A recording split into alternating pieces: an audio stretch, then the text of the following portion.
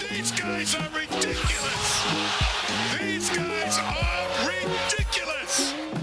Now, how about them damn Celtics? And we are back with another episode of How About Them Celtics. Sam and I are here recording on Monday. What day is it? I forgot what day it is. It is Tuesday, December 12th. I'm all thrown off. We are here after the Celtics win over the Cavaliers. There's stuff popping in the background. This is another reason why I like my little room, Sam, for what it's worth. A lot of noise out here, like the audio to be clean. However, I am at the Garden, as you can see by all the lovely seats behind me and the Putnam sponsorship. No free ads, though, so it's just going to be putt for tonight if you're watching on YouTube. But Celtics earned a win over the Cavaliers, 120-113, in a game they were getting destroyed in early on. They were down by as many as 15 points in the first quarter. By the fourth quarter, they had a lead of their own, up 10 points. Felt like they steadily bounced back in this one, worked their way back. Good second quarter, good third quarter, good fourth quarter. I believe, let me double check the math here. They won all three quarters after the first. So they lost the first quarter by 10, then they won the second by 9, won the third by 3, and won the fourth by 5, steadily earning a 7-point win in this game. Joe Mazzulla talked about how it felt like a playoff game to him afterwards, with all the adjustments and all the up and ebbs and flows and the way the teams were competing. I think this might be one of the Celtics' best wins all year, but curious to know your thoughts. I agree with Joe on this one. When I was watching the game, I did have that, oh, wow, it feels like I'm watching a playoff game feel, right? So Boston starts off ice cold, very much like it could happen in a playoff game, but they very, very quickly got themselves back into the game. Like, it did not take them long to chip away. Derrick White made 3 threes in a row. All of a sudden, the game's within 4 points. But it wasn't great that they got down so early. I thought that the team as a whole did a great job of forcing the issue. They got to the line a ton of times tonight. They made all of them. 26 of 26. Pretty sick. Cleveland only shot 9 free throws. I'm sure their fan base is thrilled about that. But the main thing that stuck out to me was good Jalen game. Very good Jalen game. Jaylen Brown, 25 points, 10 of 17 from the field. He had 4 assists. All of them were really, really good looks. There were plays where they posted him up on the strong side, weak side, 3-point corner was open, and he was hitting the guys out of the post, reading the defense, picking apart their rotations. This is more of the stuff we need to see from Jaylen Brown if the Celtics are going to be the best they can be. He is not at all playing reckless on days like today, and it shows. Sure, he was a -6 in the box score, but he made a really strong impact on this game. He was the only guy that had anything to give in the first quarter when the team was drowning. And 3 turnovers, but it just felt like he was picking apart and pulling strings like he was the one that was in control. He wasn't being forced to do anything he was uncomfortable with. And man, it was nice to watch.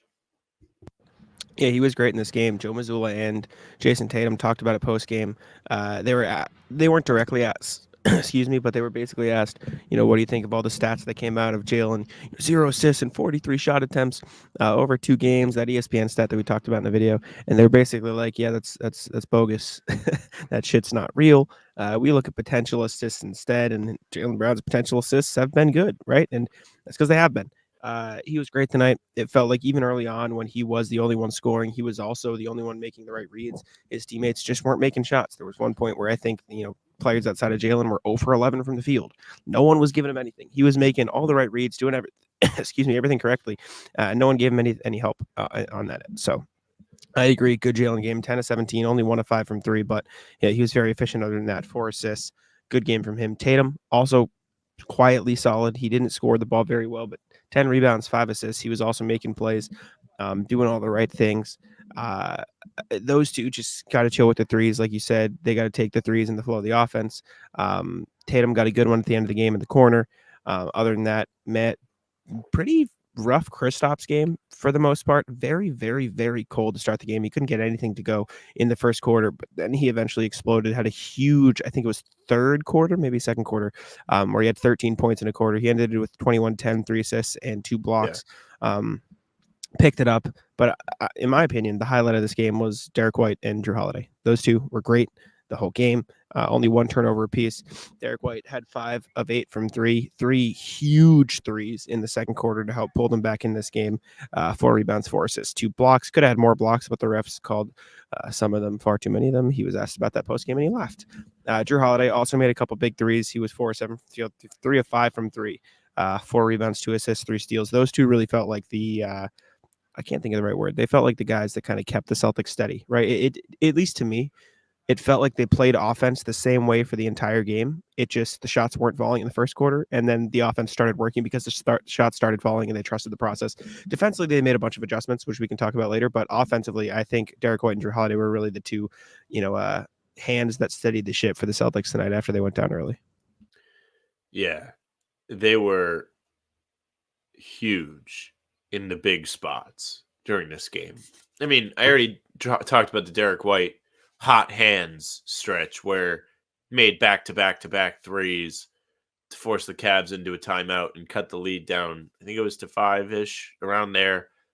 The game was much more in reach by the time Derrick White got done with his hot streak. Jrue Holiday also made a few timely threes. He made a big one to put the Celtics up 1 late in the third quarter. Cleveland called a timeout afterwards. But that was during a back and forth the two teams had been having. And to be honest, all of their shots came at reasonable times. Jrue Holiday is somebody throughout his time with Milwaukee, his early time with Boston, will occasionally have those games where he's like, it's Jrue Holiday time. I would like a shot now, please. You didn't see any of that tonight. Took the least amount of shots of all the starters, and they were all big, the ones that went in. So I was very happy to see that. And those two play under control. You mentioned Kristaps having a very off game. Disastrous first half. Really good second half. That's impressive. And that's a great quality to have. It's the I'd rather be 0 of 10 than 0 of 3 because 0 of 10 means I kept shooting. But I don't know if I agree with that. But it's better to be 5 of 16 than 0 of 6, which is what he was at half. Because he kept playing and finished the game with 21 points. He had 2 points at half, 19 in the second half, in a game that the Celtics were in a bit of a dogfight with the Cavs for quite a while. The Celtics had to survive outbursts from Donovan Mitchell, Darius Garland, Karis LeVert. Even Jared Allen had a little bit of a stretch there where he was dunking, getting busy in the paint. And Strus had himself a nice game too.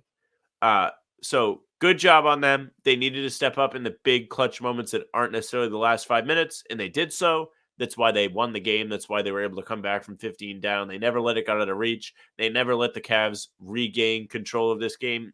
Even when it was tied about halfway through the fourth quarter, I felt pretty confident, and that usually isn't the case, especially as of late. I have had no faith in this team, and today they played in a way that it made you feel like they had it.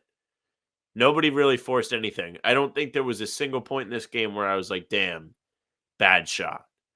There was a couple Tatum dribble between the legs sequences that I didn't love. But besides that, like even Porzingis' poor shooting night, like a lot of his looks were good. A lot of back rim from everybody throughout the first quarter. Also, shout out to Peyton Pritchard, who came in and changed the game off the bench early. Made a couple. I was just going to say, that whole bench unit, like you look at the box score and it reflects the thought process. Plus 14 for Hauser, plus 13 for Horford, plus 10 for Pritchard. Even Cornette was a plus 2 on a night where the Celtics were down early. Like all 4 of those guys played really, really well in their minutes. Sam Hauser made some big shots, even though he started off. I think he didn't make his first one, but he was making big shots. Al Horford only scored 2 points, but he had 5 rebounds and an assist. Peyton Pritchard, like you said, came in, helped change the energy off the bench. And even Luke Cornette got active on the glass. He had 3 offensive rebounds in this game. He was battling down there. Like everything they did helped turn the tide for the Celtics after what was arguably the worst first quarter of the season. It was up there. That was the least points they've scored in a first quarter, this season. And they came back and they won the game by 7. Like that tells you a lot about the resilience of this team. Felt like a game that circle, watch this before the playoffs. Look what you could do. Don't when you get down early, don't fuck it up. Like fix it from there. And that was huge. And Score early this NFL season with FanDuel, America's #1 sportsbook. Right now, new customers get $150 in bonus bets with any winning $5 money bet. That's $150 if your team wins. If you've been thinking about joining FanDuel, there's no better time to get in on the action, NFL. The app is so easy to use. There's a wide range of betting options, including you got spreads, you get your player props, you got over-unders, and more. So visit FanDuel.com/Boston and kick off the NFL season. FanDuel, official partner of the NFL. not to mention, they were outshot from three. I don't know how many times that has happened this season where the opponent takes more threes than the Celtics, but the fact that they were able to make, I don't know if it was they make the Cavs settled. The Cavs shot really well from three tonight, 42%, and the Celtics did too, 41%. But you don't see many games where the opponent takes more threes than the Celtics. It was just very weird to me because it felt like a lot of the Cavs threes, again, they shot well, but like that motherfucker Max Strus was chucking. He was taking all the Donovan threes. Mitchell shot 13 threes. I was looking at the So was box Donovan score and I was Mitchell. like, damn, I'd be mad as hell if my best player was taking 13 threes. The weird part was they all shot well. Like even Darius Garland shot 4 for 8. Dean Wade didn't shoot particularly well, but like they shot a good percentage from three. It just felt like this Cavs team, I'd have to check the stats. It feels like this team isn't built to shoot a million threes. They weren't a good 3-point shooting team last year, and it's why they went to get Strus and George Niang. Like they attempt the 18th most threes. They take 33 threes a game. Or 26th in makes. I saw that Yeah. as part of the podcast. They make 11.5 of 33 threes a game for 35%. Everything was up from three, but they got away from everything else that worked for them.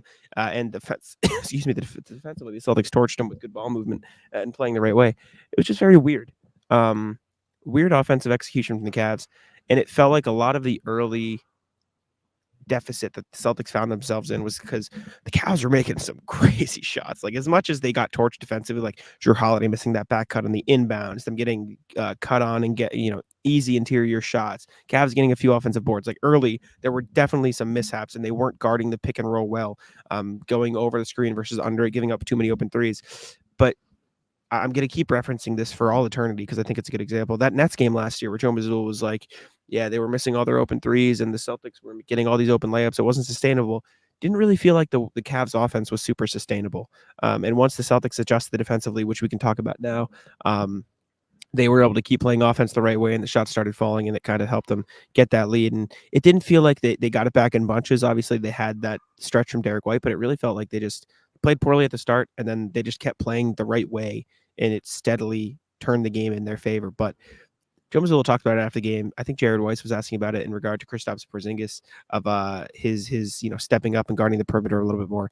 They switched up defensively. They were getting torched in the first quarter, and even the second wasn't amazing. But you look at the rest of the game, they were stepping up. They were picking up, higher on the floor. They weren't letting Max Strus get all these open threes. They were switching. They were sending extra help. They were moving around. They were doubling. They were trapping. Like they changed up everything on the Cavaliers and they made things super, super difficult. I don't know the exact stat. I know Cam Tabatabai mentioned it when we were coming down waiting for the elevator. Donovan Mitchell, fourth quarter, 2 points in a close game, in a clutch time game, 2 points. You held him to 2 points. Like that's a very, very, very successful fourth quarter. Darius Garland, 3 points. They shut down the Cavs stars in the fourth quarter. Meanwhile, for the Celtics, 4 points for Jaylen Brown, efficient shooting, 5 for Tatum, 6 for Porzingis, 6 for Hauser, like made big shots, got to the free throw line a bunch. This was a very well executed game from a Celtics team that you look at them after the fourth quarter last year in the playoffs, last year especially, they give up. Heads down, panic, hero ball. Yes. This year, steady team basketball. I was, like I said at the start of the pod, might be my favorite one this season for how they responded.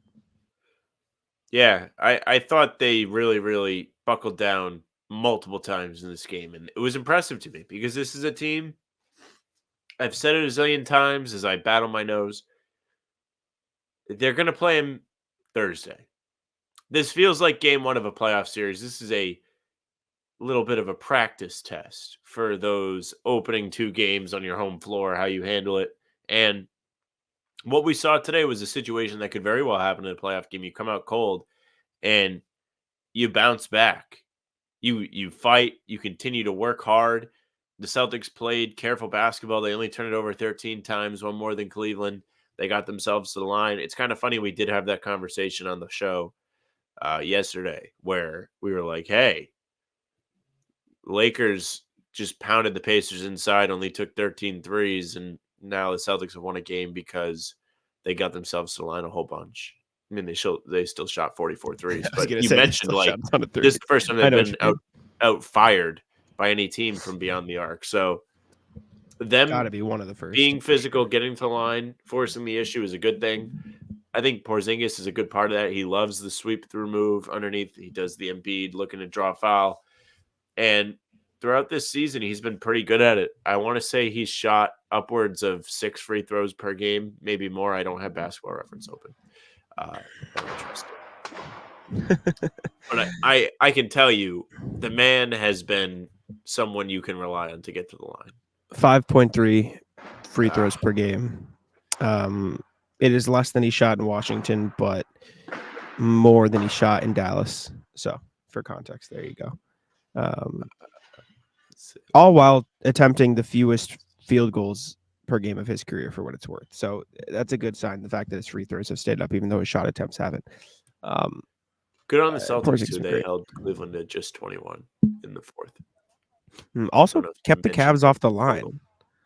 Like, Cavs only shot 9 free throws. Like, that's good defense from the Celtics. After, like I said, it felt like the Cavs offense wasn't sustainable in the first quarter. It felt like the Celtics just had some communication errors, some mindset lapses, which isn't a good thing, but it wasn't that they were fouling and being too aggressive. It's just they got, turned around. Once they fixed that, like, they played solid defense the rest of the way, and the Cavs weren't able to respond.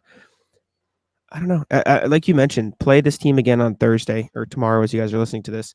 Very curious to see how it affects it. Joe Mazzulla talked before the game about how, you can't treat it as, I think somebody asked him, like, is it harder to win the second game after you already won the first? And he goes, I don't know, but you can't treat it like that. You have to treat them as separate games because you have to have the same mindset every game of, this is what we want to do to win.